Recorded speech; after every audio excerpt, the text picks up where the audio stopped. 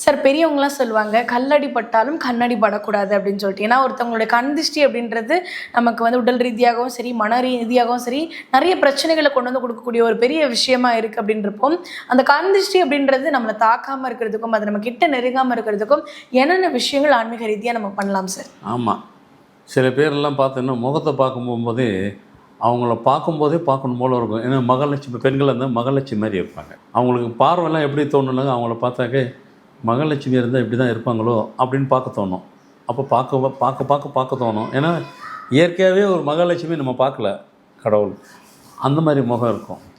இன்னும் சில பேர் இருப்பாங்க, பார்க்கும்போது முகத்தை பார்த்தாலே தெரிஞ்சிருக்கும், ஆஹா இந்த அம்மா பார்த்தாலே கண் திஷ்டி இல்லை, எல்லா திஷ்டியும் மொத்த திஷ்டி இந்த அம்மா தான் அப்படின்ட்டு இல்லை, அப்படிலாம் உண்டு அது. ஏன்னா அது வந்து இயற்கையிலே அவங்களுடைய அந்த பார்வைகள், அந்த எண்ண அலைகள் அவங்க கூட சுற்றிக்கிட்டு இருக்கும்.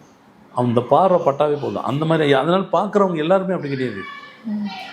நீங்கள் 10,000 பேரும் பார்வை பார்த்துட்டே போயிருப்பாங்க, ஒன்றும் இருக்காது. நான் இப்போ சொன்ன பாருங்கள், அந்த மாதிரி ஆள் ஒரு ஆள் பார்த்தா போதும், அது முகத்திலே தெரிஞ்சு போயிடும். அந்த மாதிரி ஆளுங்களுடைய பார்வையே படக்கூடாது. நம்ம அதுக்காக அவங்களாம் வருவாங்க, அவங்களாம் அந்த மாதிரி பார்ப்பாங்க அப்படின்லாம் சொல்ல முடியாது.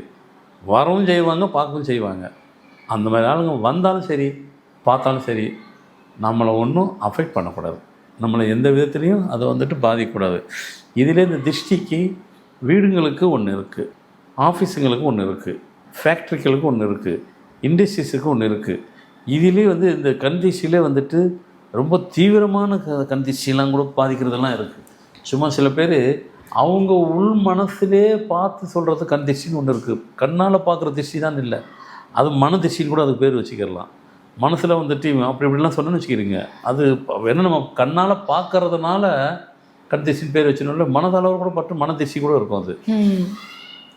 அதனால் அந்த மாதிரி என்னென்ன தொழில் செய்கிறாங்களோ அதுக்கு தகுந்தா போல் வீடுங்களுக்கு தான் ஒன்று.